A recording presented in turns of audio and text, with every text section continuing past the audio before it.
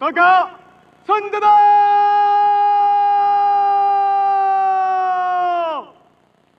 Tak! Upacara parade senja dan penurunan sang merah putih selesai, dilanjutkan defile. Inspektur upacara berkenan menuju mimbar kehormatan. Menyambung pertanyaan saya sebelumnya ke Mas Saidiman ini. Mas Saidiman, ini kan pembekalan, penggemblengan ini dilakukan selama 4 hari dari hari Kamis sampai nanti hari Minggu.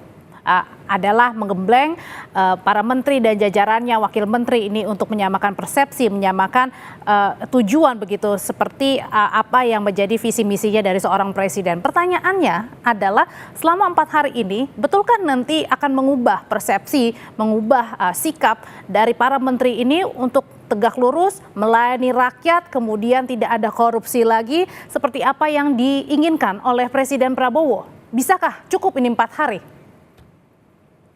Saya kira tentu kita berharap ya bahwa pertemuan 4 hari ini dan juga sebelumnya ya 2 hari di Hambalang gitu ya, ini bisa membuat apa yang tadi disebut oleh Bro Uki untuk menyamakan persepsi, untuk menyamakan visi dan misi, menyamakan kepala lah kira-kira agar tercipta koordinasi, kolaborasi antar lembaga, antar entitas-entitas negara yang menjadi pembantu-pembantu presiden ini. Kita berharap demikian, tetapi tentu saja proses untuk kemudian saling mengenal itu akan terjadi terus-menerus setiap hari di bawah pemerintahan Pak Prabowo Subianto.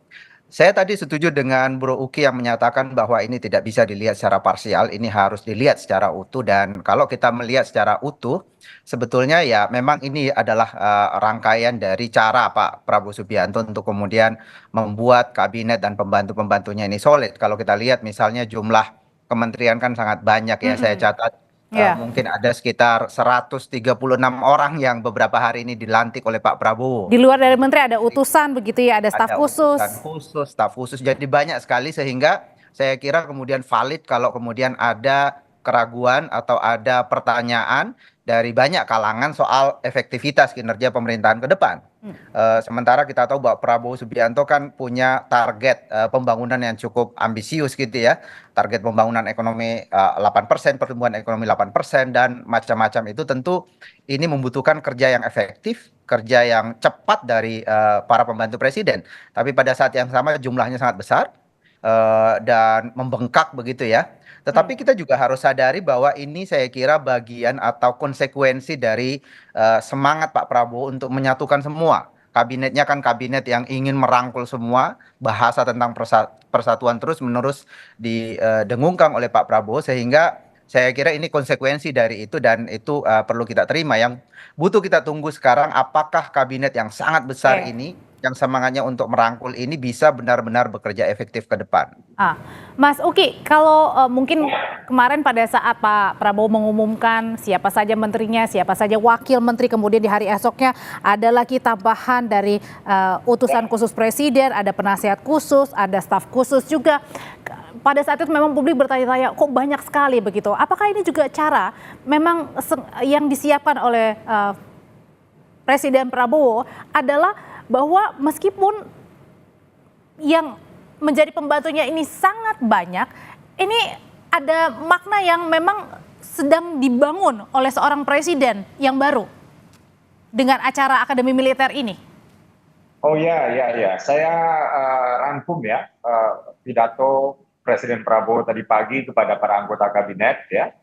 Jadi kalau saya rangkum itu di sini kita bisa dapat 4 kata kunci atau keywords ya.